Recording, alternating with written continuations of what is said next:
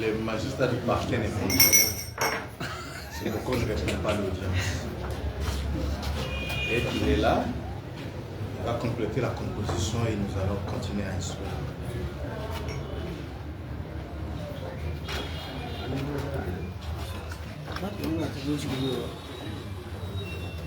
Pas la main. Pas la main. Tout ça, c'est un peu...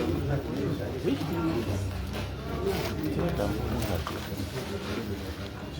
La connexion, ça va.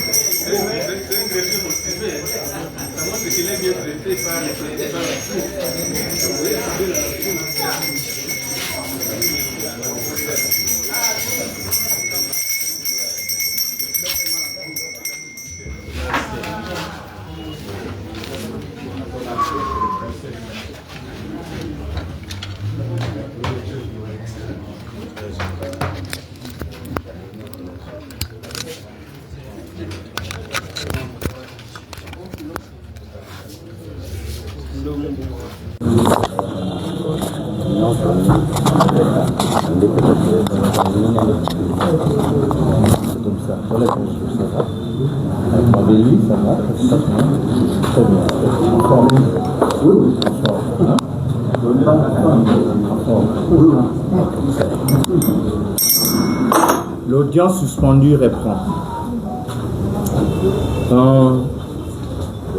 Voudriez-vous rappeler la cause que nous avons mis en queue là? C'était laquelle? Nous avons demandé que la Cour rappelle la cause inscrite sur R7 81 d'abord et avec possibilité de faire jonction avec 80 bis parce que nous estimons que les mêmes faits, même parties et pour faire économie du temps, si c'est possible que la Cour puisse joindre les deux causes. Ok, sous le RCC 081, Monsieur requérant Mpoyi Moussese Joseph. Oui, nous avons fait acter nos comparaisons sous le RCC 081. Effectivement, même comparution pour nous si c'est possible. RCC 080 bis. Requérant Mpoyi Moussese Joseph. Voilà. La candidature du voilà. Comme défendeur. Oui. Ok? Ce sont les mêmes partis. Même parti. Alors, parce que nous avons deux dossiers en face, oui. Le RCC 080 bis et le RCC 081 concernant le même parti pour le même fait. Oui, la parole est à vous, monsieur le C'est pourquoi, monsieur le Premier Président, honorable membre de la composition, nous avons estimé qu'au regard des faits connexes et pour faire économie du temps, parce que c'est les mêmes partis, mêmes objets, ça vaut alors la peine de joindre les deux dossiers pour avoir un numéro unique. Et dans ce cas-là, nous aurons la parole pour présenter les arguments de droit pouvoir permettre d'invalider ces tickets et les cas échéants de maintenir la candidature de Joseph Mpoyi Moussese. Donc en attendant que l'on développe les faits, nous sollicitons la jonction des deux causes. Merci. Votre réaction quant à ça, monsieur le défendeur? Nous n'avons aucune objection, monsieur le Premier Président. D'ailleurs, ça va d'une bonne administration de la justice que de joindre les deux causes. La CENI, quant à ça, CENI fait observer à la Cour qu'elle n'a jamais été notifiée de la requête RCC 080 bis. Elle ne saura donc se prononcer par rapport à la jonction, mais elle a les RC 081. Si les faits sont les mêmes, on va constater. Oui. D'accord. Voilà. Monsieur le cadre de la loi, votre avis quant à ça? Aucun inconvénient. Merci. Pour la Cour, elle leur donne la jonction de deux dossiers RCC 080 bis avec le RCC 081. Une bonne administration de la justice et surtout prendre un seul et un même arrêt. Cela étant, elle accorde la parole au requérant afin de pouvoir soutenir sa requête. Nous sommes organisés, Monsieur le Premier Président, de la manière suivante. C'est d'abord Maître Charles Kassongo Mouchiloa qui va commencer. Il passera la parole à Maître Gilles pour la lecture de quelque chose de Malouagne. Et nous allons terminer. Donc, si vous allez accepter qu'il commence, nous y reviendrons autrement. Donc, s'il peut commencer. Merci, Monsieur le Premier Président. Merci, Monsieur de la Cour. Vous allez vous rendre compte que nous venons par devant vous solliciter l'invalidation du ticket composé de M. Eloko Lambert et Matonda Kassamba Armand, tous deux députés provinciaux de la province du Sankourou. Nous venons parce que nous avons constaté que leur ticket a beaucoup de griefs que nous allons développer tout à l'heure là.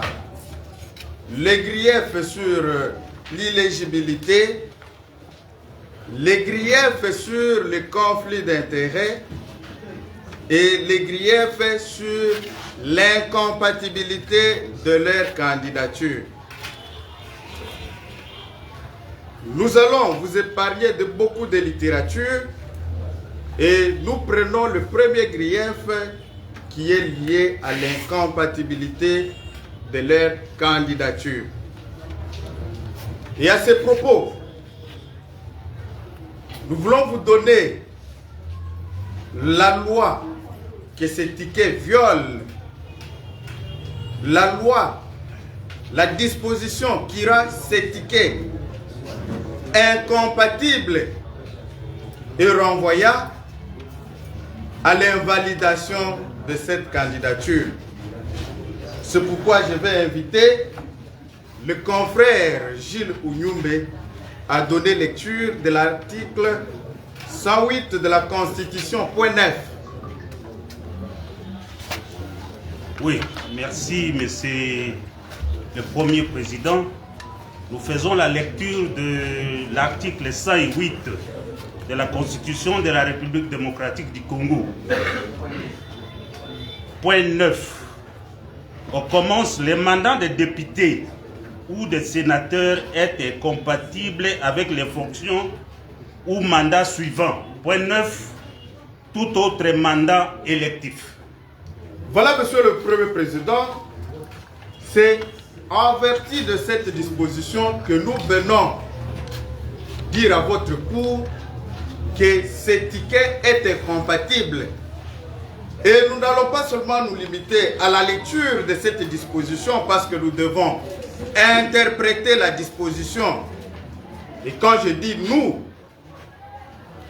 je fais allusion à la doctrine qui a abondamment interprété cet article.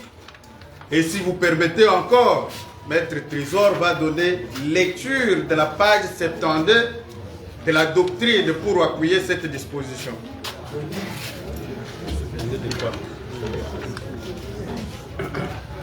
Merci pour la parole, Monsieur le Premier Président et Président de cette composition. Le doctrinaire, c'est Arnold Luzaya Moumakoka, dans l'ouvrage intitulé « Éligibilité en droit applicable aux anciens présidents en République démocratique du Congo », préfacé par le professeur Jean-Louis Essamou Kangashi. Il dit ceci: « Tout autre mandat électif, quid, lorsque les constituants spécifient expressis verbis L'expression tout autre mandat électif, cela sous-entend simplement qu'au départ, il y avait déjà un mandat électif identique ou similaire à celui dont les nouveaux candidats cherchent à pourvoir. À ce stade, je peux, ça c'est lui qui dit, je peux prendre l'exemple d'un sénateur classique ou ordinaire qui veut candidater au poste de gouverneur ou de vice-gouverneur de province.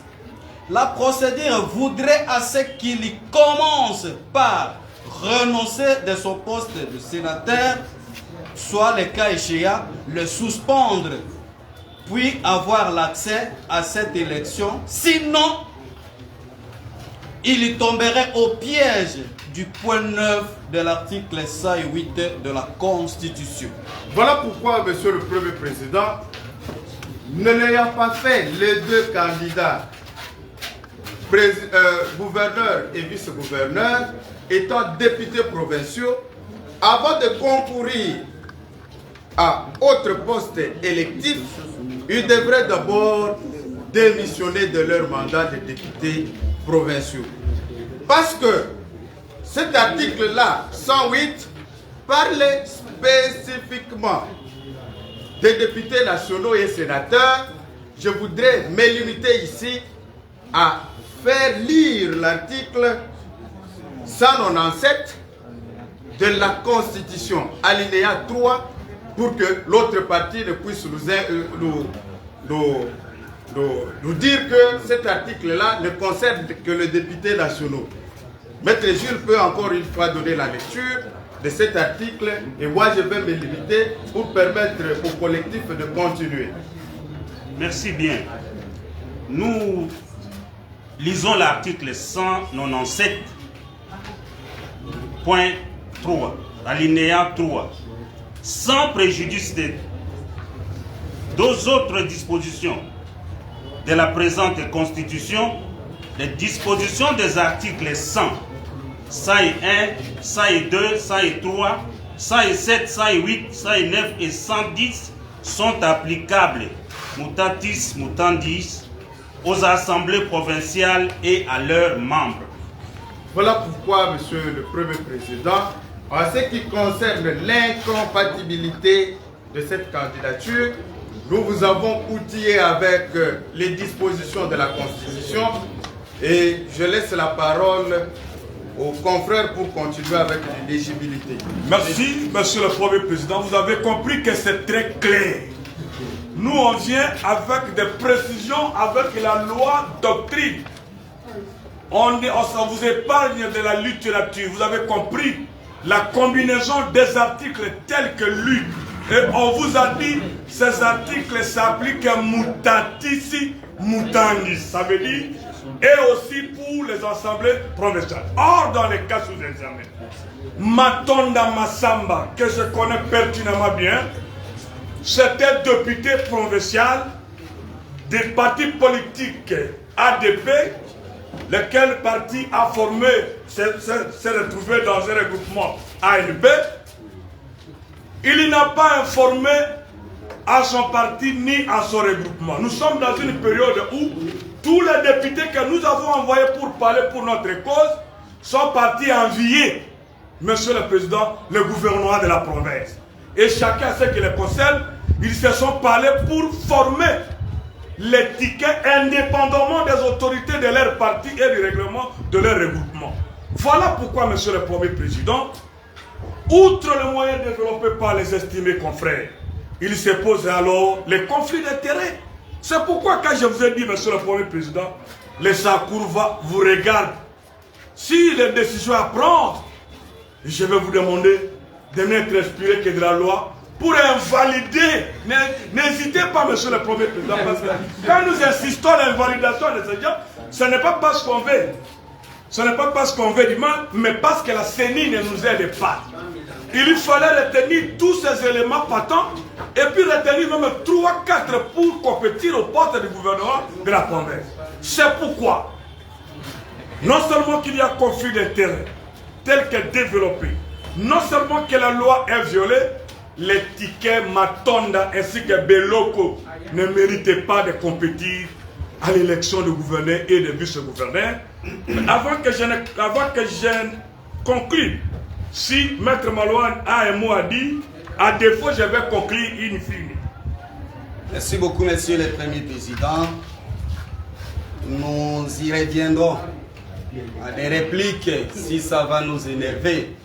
Mais j'attire tout simplement l'attention de la Cour que les mêmes causes précédentes produisent les mêmes effets. Et qu'il n'y a pas moyen de passer outre les moyens développés par mes prédécesseurs, étant donné que les deux ont les mandats et pas plus que quelques minutes. L'organe de la loi venait de dire que là, il n'y a pas un chemin, c'est déjà barré. Donc, pour eux, vous pouvez tout simplement dire. Voilà, vous pouvez tout simplement dire, Monsieur le Premier Président, donnez-moi le micro.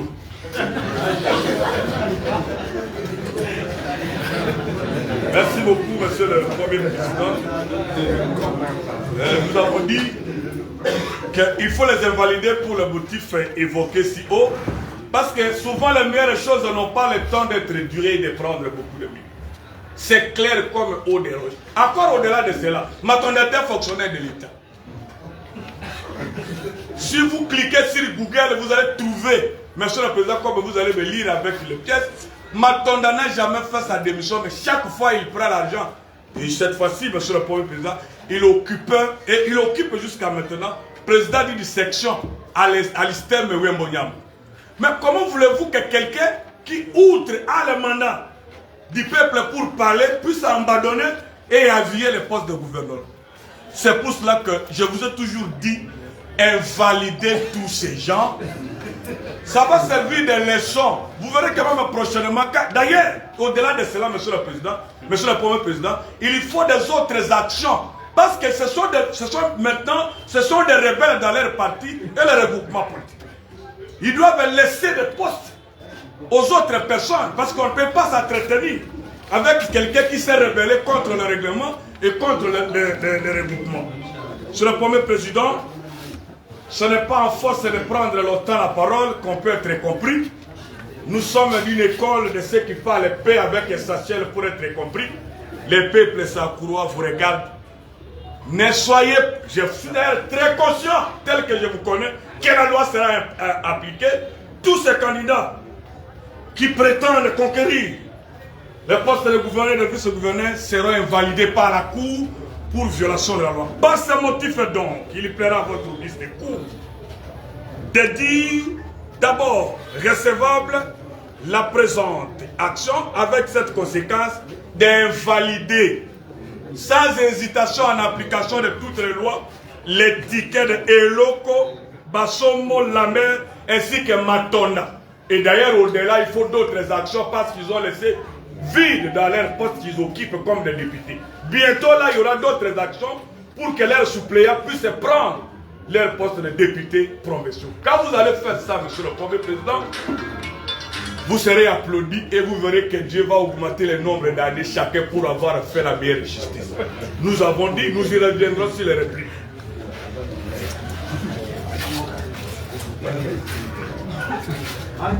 Merci. Les défendeurs Elo Colombert ainsi que Matonda Kasha. Vous avez la parole. Merci beaucoup, Monsieur le Premier Président, Monsieur de la Cour. Avant de présenter nos moyens de défense, j'aimerais bien que la Cour puisse agréer la comparution des confrères qui comparaissent avec moi, parce qu'ils n'ont pas encore fait acter leur comparution.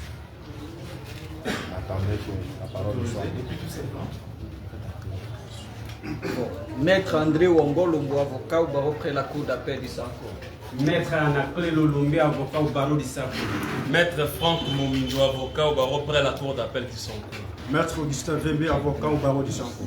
Oui, Maître Benoît Onem Djonga, avocat au barreau près la Cour d'appel du Sanko. Eh bien, cela étant fait, Monsieur le Premier Président, d'entrée de jeu, il nous soit permis de relever deux observations. La première observation concerne le fait que la requête qui nous a été signifiée, c'est un exploit et c'est un contrat judiciaire qui lie et les partis et la Cour. On ne peut pas quitter la requête pour évoquer devant vous des faits qui n'ont pas été évoqués dans celle-ci.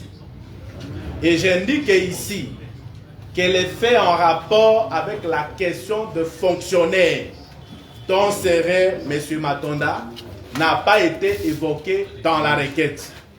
C'est un fait nouveau qui est hors la requête et pour lesquels vous allez vous empêcher de statuer parce que le contrat initial qui est, en tout cas, l'exploit, ne fait pas mention de ces griefs. Ça, c'est la première observation. Deuxième observation. Vous avez suivi les requérants dans une démarche de perte de vitesse, s'appuyer sur l'avis du ministère public dans l'affaire précédente, comme si, en d'autres termes, l'avis du ministère public devenait source du droit. Comme si vous, Cour, vous êtes soumis à l'autorité de l'avis du ministère public ou que vous pouvez vous ressourcer de cet avis pour vous prononcer. Ça, c'est une aberration. Vous êtes Cour. Seule la Cour connaît le droit. Le ministère public, certes, peut donner son avis, mais cet avis-là ne peut être considéré ni comme une jurisprudence, ni comme un moyen de ressources juridiques pour la Cour.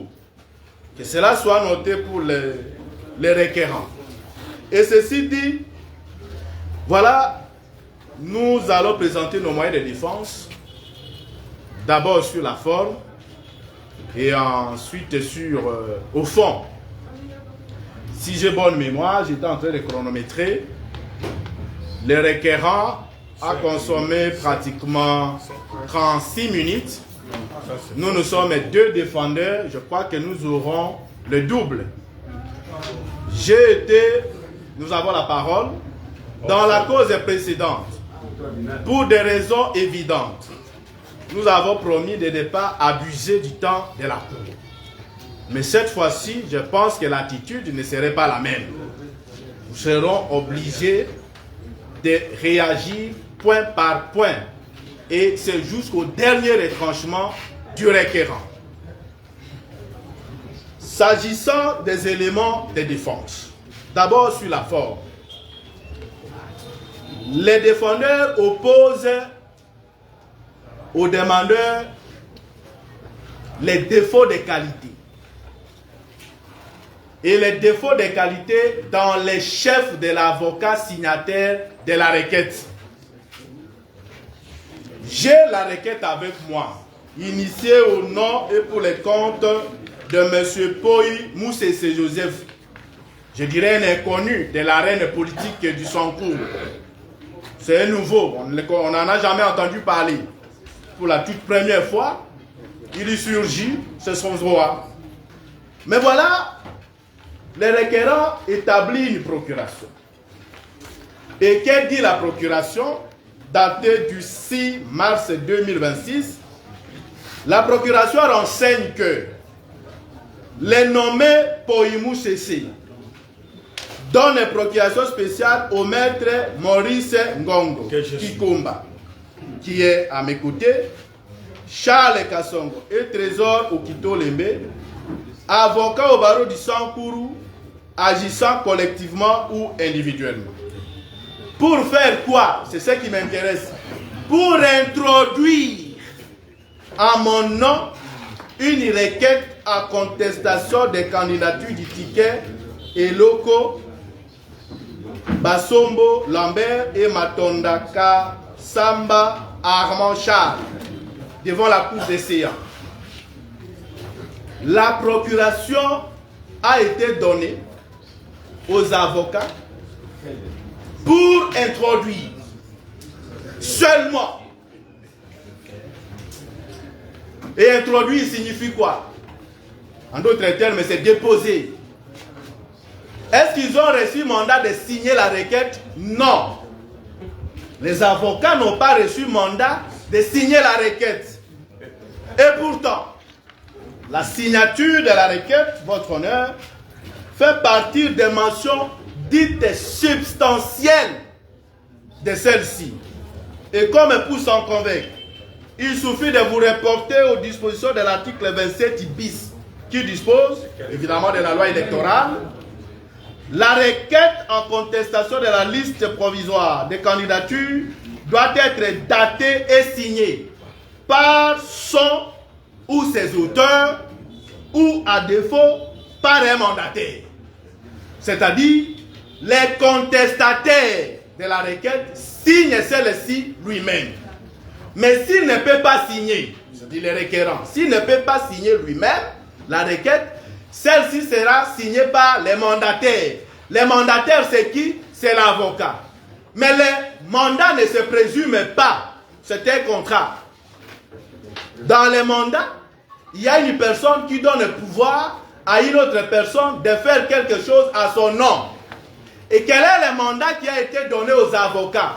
Le mandat consiste à introduire la requête, pas de la signer. En quelque sorte, celui qui a reçu le mandat a outrepassé le pouvoir qui lui a été conféré. La requête n'est pas signée par son auteur, c'est par l'avocat. Et l'avocat qui a signé la requête, à savoir Maître Trésor Okito Lembe, produit une procuration. Dans cette procuration, il n'y a que le pouvoir d'introduire la requête qui lui a été conférée. Il n'a pas reçu le pouvoir de signer la requête.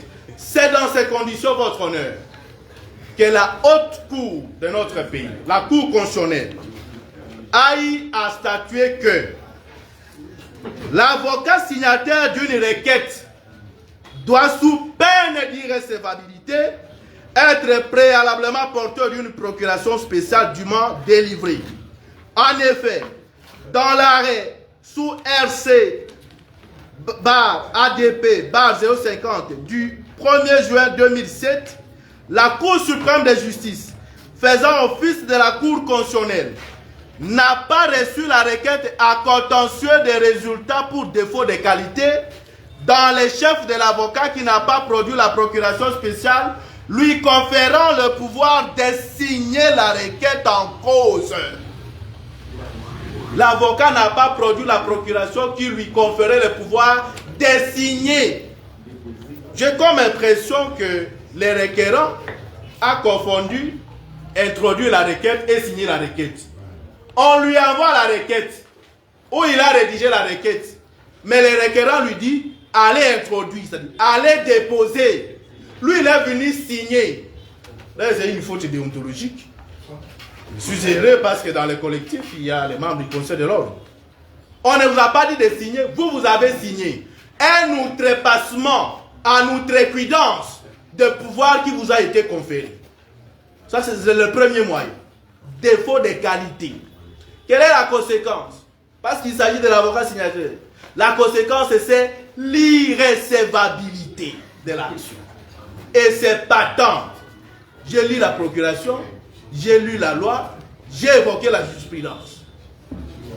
Défaut de qualité. C'est incontournable. Je ne vois pas par quelle alchimie on peut contourner ces moyens de forme.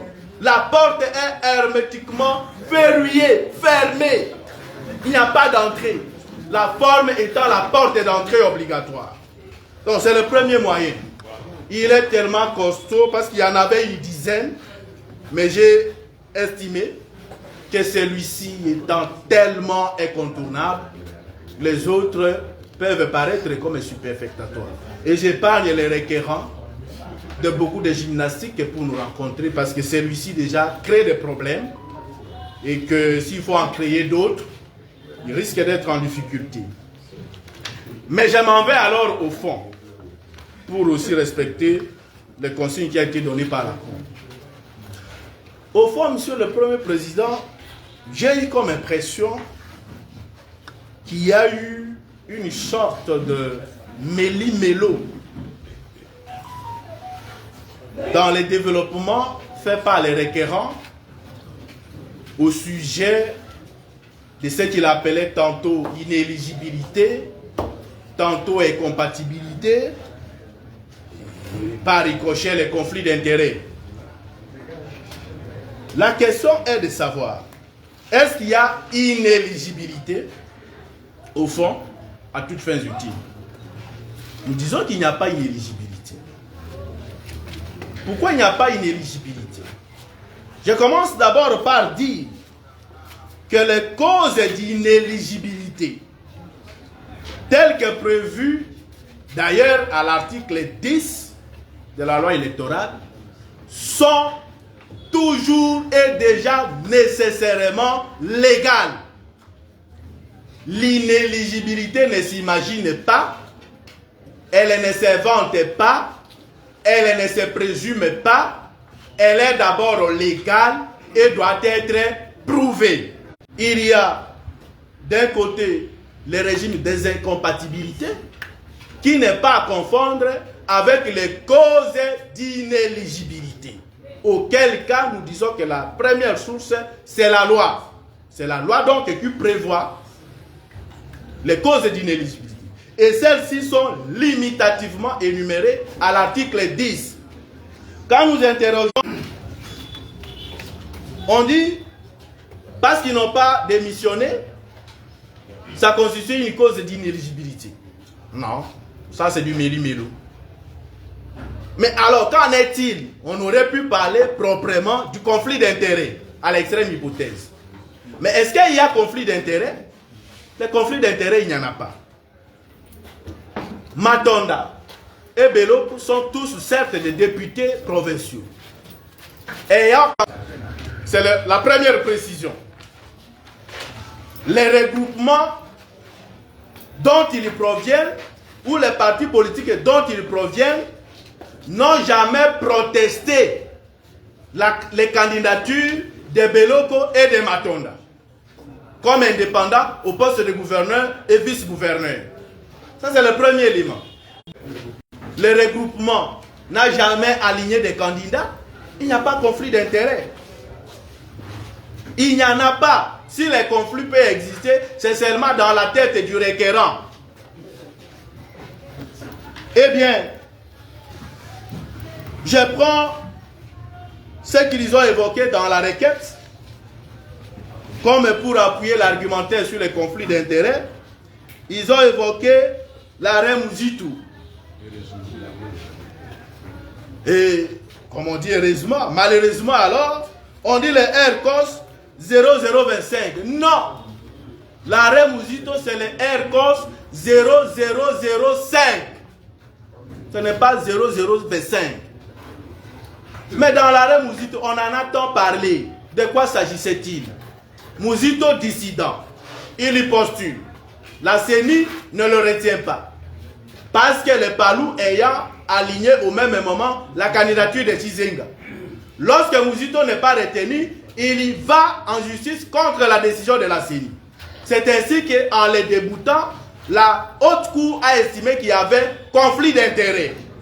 Parce que le même parti au nom duquel Mouzitou voulait postuler a déjà aligné un autre candidat. Les partis ayant pris position, les partis Palus ayant pris position en faveur d'un autre candidat. Et que la Cour ne pouvait pas cautionner la présence d'un candidat parallèle à celui qui a été légitimement, régulièrement approuvé par les partis. C'est de cela qu'il s'agit. Alors, que vient faire cet arrêt ici, dans les cas sous examen, où les partis ou les regroupements politiques desquels sont issus les défendeurs n'ont pas aligné des candidats, autant ces partis ou ces regroupements n'ont pas protesté, comme dans le cas de la cause d'hier, où Motomoke se trouvait contesté par son parti. Là, on pouvait dire qu'il y avait conflit d'intérêts. Mais ici, le parti n'a jamais contesté. Autrement dit, on aurait produit une lettre de protestation du parti, ou une action initiée par le parti, ou même une action disciplinaire ouverte à charge des défendeurs, ce qui n'est pas le cas. Donc, les conflits d'intérêts, il n'y en a pas. Je crois que ce moyen est balayé avec l'arrêt Ercos Musito évoqué de manière maladroite. Je prends par ailleurs ce qu'on a appelé inéligibilité. Et là, on nous oppose la disposition de l'article 108. Et quand on nous oppose ça, j'ai vérifié de l'autre côté de la barre, on a évoqué un doctrinaire. Quand on évoque un doctrinaire, votre honneur, il s'agit de Arnold Luzayamu Mokoka. On comprend de par le nom que c'est un doctrinaire qui doit être d'abord contesté. Et il est contestable. Vous vous en doutez, mais c'est très sérieux. La preuve, c'est que le requérant produit les syllabus, pas un ouvrage. J'ai regardé un syllabus emballé. Regardez l'état de la doctrine qui peut faire foi devant votre auguste cour. Quand je vois des baguettes, on dirait que nous étions à l'université où un étudiant détient encore des supports. Et une doctrine qui date des camps. De 1922. Une doctrine obsolète. 1922. Nous sommes en 2026. 1922. Et en syllabus, c'est libre. Je peux dire en photocopie, libre. Qu'elle est d'abord sur le plan de droit. Disons-nous certaines choses sérieusement. De manière générale, la doctrine est toujours une source contestable.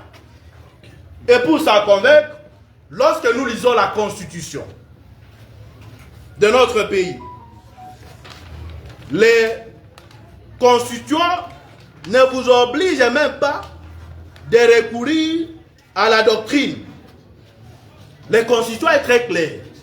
En tant que juge, sur quelles sources votre auguste cour peut se fonder? Parce qu'on a évoqué la doctrine. La doctrine, c'est tout le monde qui peut écrire. Même un enfant de la rue peut écrire et puis ça devient une doctrine. À la limite, on comprendrait s'il s'agissait des doctrinaires éminents. L'horloge nous rappelle qu'il vous reste 4 minutes. Je continue, votre honneur, nous serons un peu plus laconiques, bien que le droit de la défense en dépend. J'aimerais ici évoquer les dispositions de la Constitution sur les sources de droit. Et les dispositions des articles 150 et suivants disent que les cours et tribunaux appliquent la loi, les traités internationaux, la coutume. On n'a pas cité la doctrine. La doctrine n'est pas citée. Et c'est quelle doctrine? Une doctrine de 1920 ou 26, produite sous forme de syllabus, par des plaideurs professionnels. Non, ça, je ne peux même pas en faire état. Vous pouvez récupérer, cher honoré confrère. Ça vous a aidé quand même. Eh bien, on dit, écoutez, il y a plutôt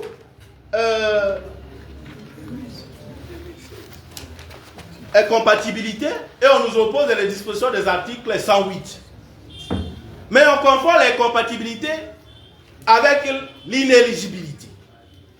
L'inéligibilité signifie que vous ne pouvez pas candidater parce qu'il y a une cause légale qui vous en empêche, tandis que les incompatibilités signifient que vous ne pouvez pas exercer deux fonctions à la fois. Et les incompatibilités ne naissent que lorsque la deuxième fonction naît. Ici, Beloko et Matonda ne sont pas encore proclamés gouverneurs ou vice-gouverneurs. On ne peut pas parler des incompatibilités à ce stade. Parce que dans les incompatibilités, il faut deux fonctions. Et on vous demande de choisir l'une et de renoncer à une autre. Mais vous n'opérez ce choix que lorsque vous êtes en face de toutes les deux fonctions. Et la disposition de la loi électorale qui règle cette question, c'est l'article 78. Qui dit quoi? L'élu qui fait l'objet de l'une des incompatibilités visées à l'article 77.1, 3, 4, 6, 7 et 9 doit opter dans les 8 jours de la validation des mandats entre son mandat et les fonctions et les autres fonctions qu'il exerce. S'il opte pour son mandat, il en avise par lettre les mêmes délais selon les cas, les bureaux. On ne peut pas parler de ces incompatibilités à ce stade, dès lors qu'ils ne sont pas encore proclamés. Et les incompatibilités ne signifient pas les causes d'inéligibilité. Et donc, on comprendra que on ne peut pas, à ce stade, parler des incompatibilités.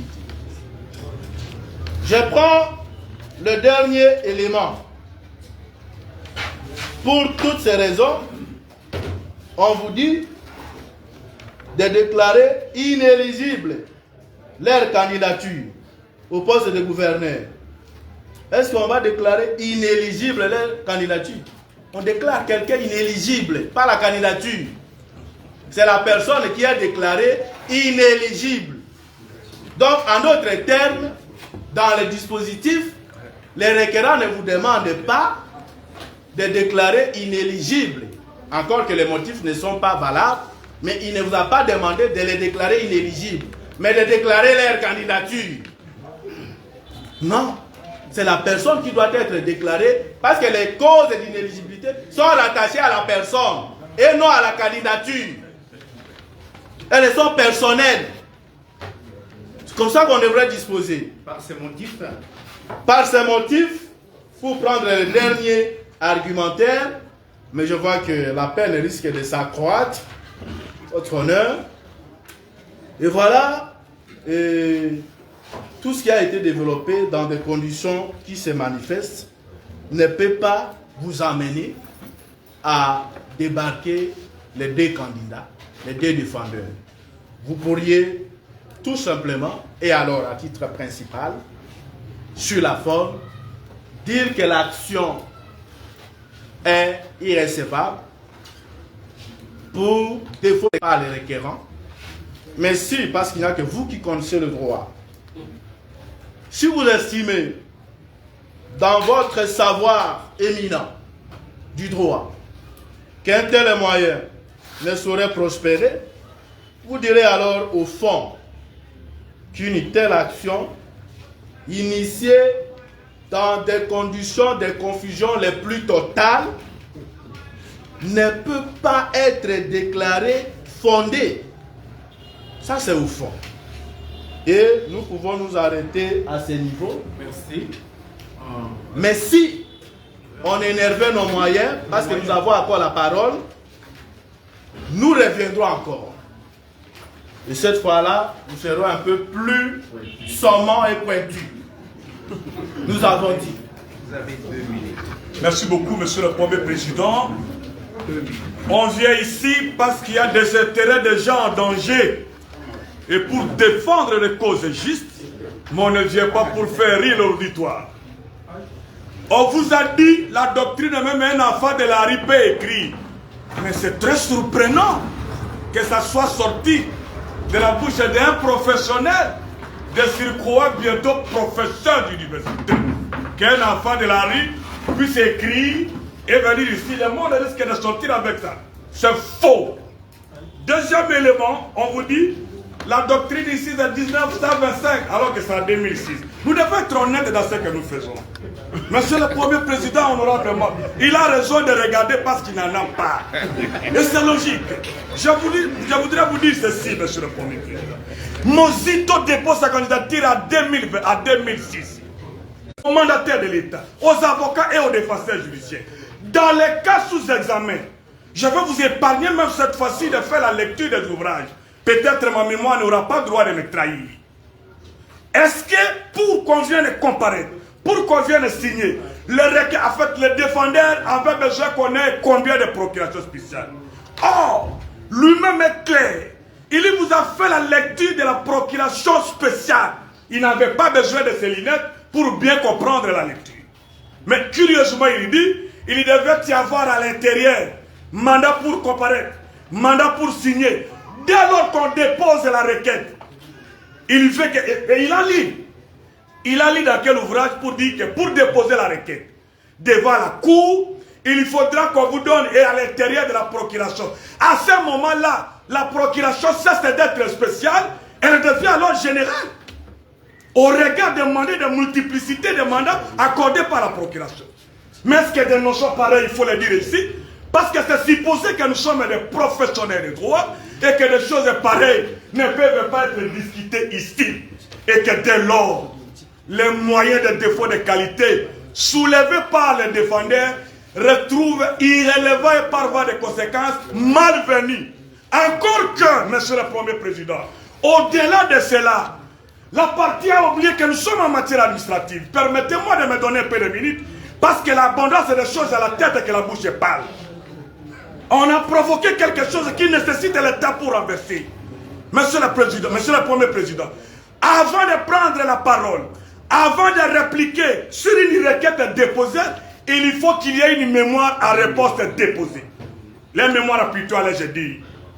Je voulais parler de la requête, c'est pourquoi un mémoire déposé. Est-ce que dans les cas, voilà, il a tenté de me provoquer pour me déstabiliser, mais nous sommes très posés, monsieur le Premier. Est-ce que dans votre dossier-là, les défendeurs ont-ils déposé un mémoire en réponse? Dès lors que les défendeurs n'ont pas déposé un mémoire en réponse, c'est superfétatoire de prendre la parole pour prendre le temps inutilement de votre cours, parce que c'est un moyen qui ne sera pas prospérer, étant donné qu'au départ, il y a eu violation de la forme grave.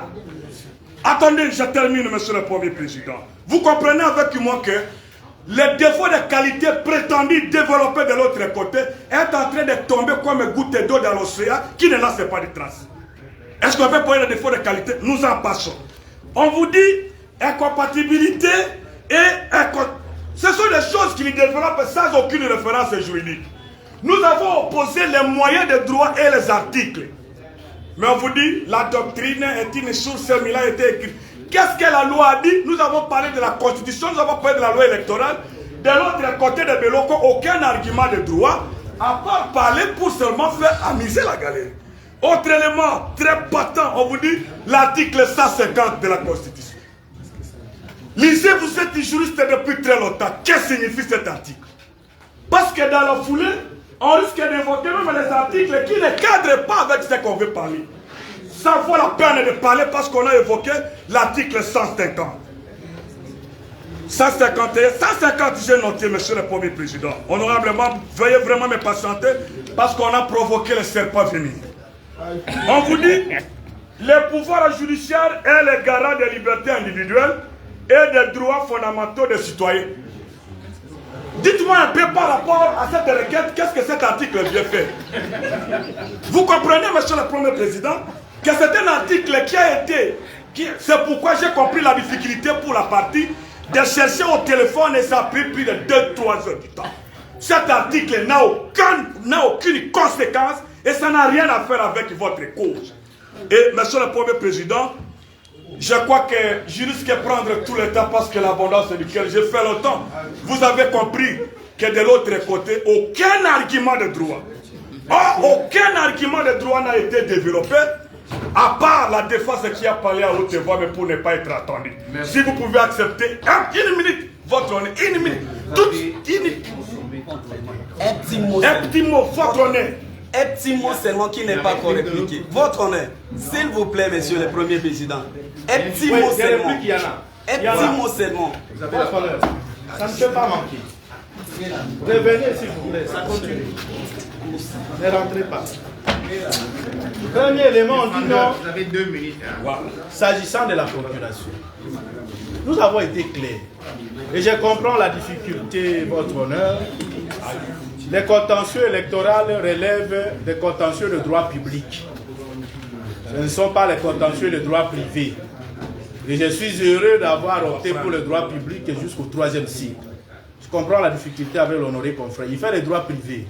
Je ne lui en tiendrai pas rigueur. Et il peut retirer parce que ça n'a pas de problème avec le département. Ça, c'est très grave. Je retire. Mais je crois qu'il est honnête et je le salue à passant. Je retire, mais la difficulté persiste. Et qu'est-ce que je voulais dire? Nous disons ceci. La requête en matière de contestation doit être signé par son auteur ou ses mandataires. Et les mandataires doivent justifier du pouvoir. Quel est le pouvoir donné à Maître Okito Olebe? C'est introduit. Point barre. Ce n'est pas de signer. Alors, les mandats, c'est quoi? Même s'il faut raisonner comme un civiliste. L'article 531 du Code civil congolais, livre 3, dispose: les mandataires ne peuvent rien faire au-delà de ce qui est porté dans son mandat. Il ne pouvait pas signer. Il a signé. Parce que le pouvoir ne lui a pas été conféré pour signer la requête. C'est juste introduit. Les moyens persistent et il n'a pas été renversé. On a aussi parlé de mémoire en réponse. Il n'y en a pas dans cette matière, en matière électorale, que ce soit noté. Pourquoi? Parce qu'on nous dira que vous n'avez pas évoqué la loi. Je prends l'article 27 bis, à son alinéa dernier, qui dit: la requête est notifiée aux candidats contestés, aux partis politiques ou au règlement politique ayant présenté la candidature, ainsi qu'à la Commission électorale nationale indépendante. Ceux-ci peuvent adresser à la juridiction saisie leurs observations. On parle des observations dans un délai de 3 jours. Ceux-ci peuvent, c'est une faculté. Peuvent, ce n'est pas une obligation. Le verbe pouvoir, c'est un verbe de faculté. Peuvent, que ça soit noté. Ce n'est pas une mention obligatoire. Et qu'est-ce qu'on a encore dit? Pour le reste, je pense que nos moyens de défense sont restés debout et que nous pouvons nous arrêter à ce niveau. L'expert de la CENI pouvez lui accorder la parole pour que les requérants ne puissent plus nous énerver. Merci beaucoup. Une minute seulement. Moins d'1 minute. Merci beaucoup, monsieur le Premier Président. Tout de suite, je viens de constater un racolage. On a pris parole anarchiquement. Par quelle alchimie ils prennent parole au nom et pour les comptes du défendeur? Le défendeur a donné quel mandat aux avocats pour parler tout de suite maintenant? Comme ils n'ont pas eu mandat, tout ce qu'ils viennent de parler, c'est du racolage. Et il y a des défauts de qualité à leur endroit. C'est un élément nouveau. Nous devons réagir dessus. C'est un élément nouveau. C'est un moyen nouveau. Un moyen nouveau. Nous sommes des défendeurs. Un moyen nouveau. Alors, il dit défaut de qualité. En procédure, on ne peut pas opposer les défauts de qualité aux défendeurs. Il est de principe. Ça, c'est de deux. Nous avons la parole. Quand on vient comme défendeur, l'avocat porteur de pièces, article 14, etc., toutes les choses sont connues, peut-être qu'il faut les rappeler. Procédure civile, même la loi qui organise notre barreau. L'avocat, disais-je, porteur de pièces, peut comparaître valablement. Et donc, je me suis demandé, ces moyens est sorti de quel trou pour être opposé au défendeur.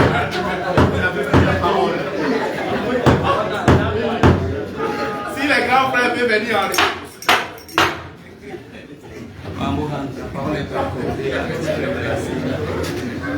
La parole est accordée à l'expert de la CENI. Pardon.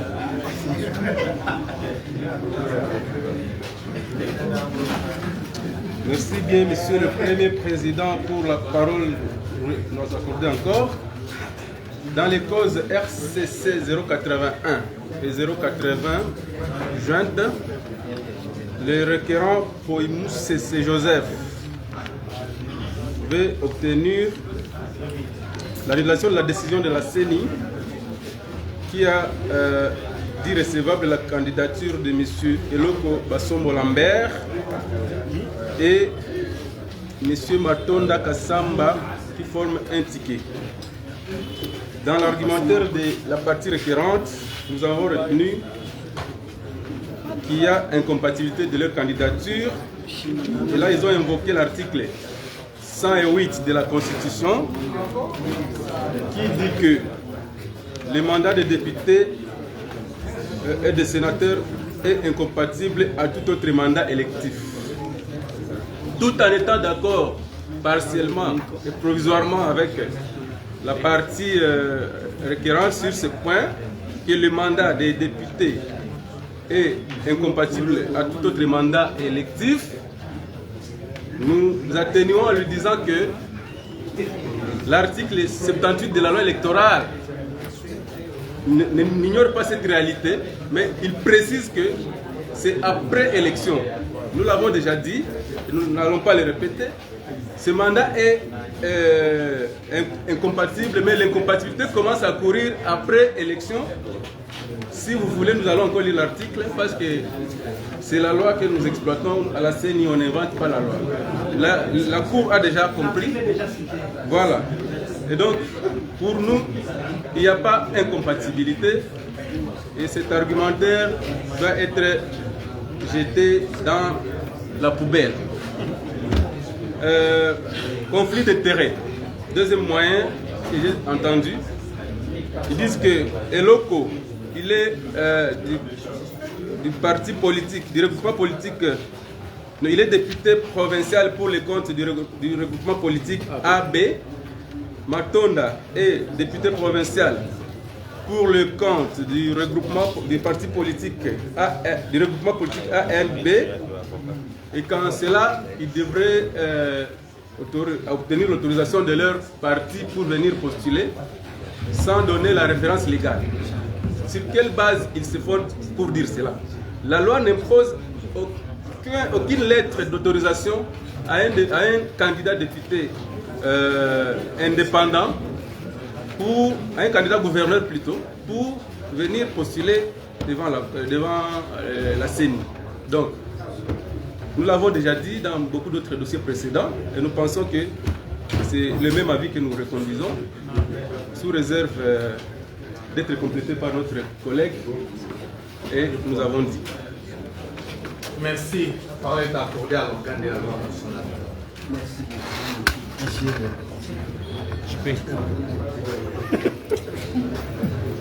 Vous avez la parole. Oui, je l'ai déjà, monsieur. Je disais que je suis ici pour donner la lecture de notre avis, l'avis du ministère public. Il est vrai que nous avons suivi l'un des plaideurs dire que l'avis du ministère public n'est qu'un simple avis. Mais nous disons que lorsque l'avis est motivé de manière objective, la Cour ou le tribunal peut s'en référer. Je dis peu. Ainsi donc, sous les deux dossiers qui sont joints, à savoir 081 et 080 bis, dont le requérant est M. Boyi Moussessé, Joseph, contre la décision de la CENI, et dont l'objet porte sur l'invalidation des candidatures de M. Eloko Basombo Lambert et Matondo Kassamba Armand au poste de gouverneur et de vice-gouverneur de la province du Sankuru. Les faits sont restés constants, mais cela ne nous empêche pas de passer à leur lecture. Ainsi, c'est par sa requête du 6 mars de l'année en cours que M.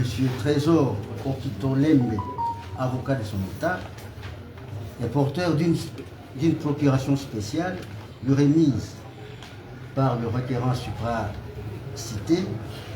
Candidat gouverneur a introduit la requête pour solliciter l'invalidation de la candidature de M. Eloko Bosamba et Matonda Kassamba au poste susmentionné. À l'appui de sa requête, le requérant en question a pu relever que les cités ont chacun un mandat d'un parti politique ou d'un regroupement politique en cours. En effet, pour le premier, M. Eloko Basomba Lambert, élu député provincial de Lomela pour les comptes du regroupement politique AB, et pour le second, c'est-à-dire M. Matonda, élu député provincial pour les comptes de la ville de Lumumba-Ville, et ce, pour le compte du regroupement politique ANB. Au dépôt de leur candidature au poste de gouverneur et vice-gouverneur de la province du Sankuru, ces derniers se devraient notamment de présenter les lettres de leur démission avant de postuler comme candidat indépendant et que ne l'ayant donc pas fait, ils ont préféré virer sans pour autant respecter ni les règles, ni les normes, moins encore la discipline due au regroupement politique. C'est pour ces motifs donc qu'il a été décidé, pour imprimer la discipline au sein des partis politiques, la décision numéro 002/CENI du 28 février de 2015 interdisant formellement à un élu sur la liste d'un parti politique ou d'un regroupement politique de postuler comme candidat indépendant au cours de l'exercice de son mandat. Discussion en droit, la loi numéro 022/029 du 29 juin 2022, modifiant et complétant la loi numéro 06/006 du 9 mars 2006, dispose à son article ce qui suit: le candidat se présente soit individuellement pour les candidats indépendants, soit sur les listes d'un parti politique ou d'un regroupement politique. Il y a donc lieu de relever ici que les défendeurs exercent un mandat en cours pour les comptes de leur regroupement politique. Ainsi, ils ont décidé d'évoluer en toute indépendance, alors que la logique la plus élémentaire voudrait qu'ils aient démissionné au préalable, et cela pour éviter tout conflit possible, tout conflit d'intérêts. C'est pourquoi, pour toutes ces raisons, il plaira donc à votre auguste cour de dire recevable et totalement fondée la présente requête, et par voie de conséquence déclarer l'invalidation des candidatures des défendeurs, à savoir Eloko Bosamba et Matondo Kassamba, Armand, au poste de gouverneur et de vice-gouverneur de la province chère à l'Euro national Lumumba. Et faisant cela, vous aurez rendu une décision de justice, nous avons dit. Merci. Merci, monsieur le organe de la loi. C'est la Cour clôt les débats, prend la présente cause en délibéré afin de rendre son arrêt dans le délai légal. Et momentanément, l'audience est suspendue pour changement dans la composition. Voilà. On va arrêter Kakié. Donc quelques puis on va répondre les directs, je crois que ça. Soyez toujours branchés attendant la dernière requête. La dernière requête. Il y a d'autres. D'autres requêtes.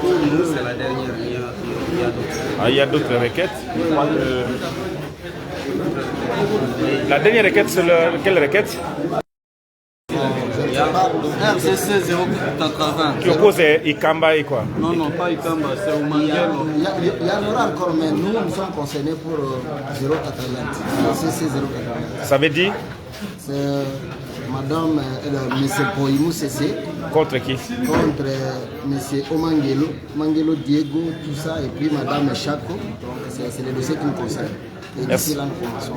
Merci. Alors, nous allons répondre direct dans quelques minutes. Nous sommes en direct toujours de la Cour d'appel. Merci. On va répondre direct dans quelques minutes. Merci.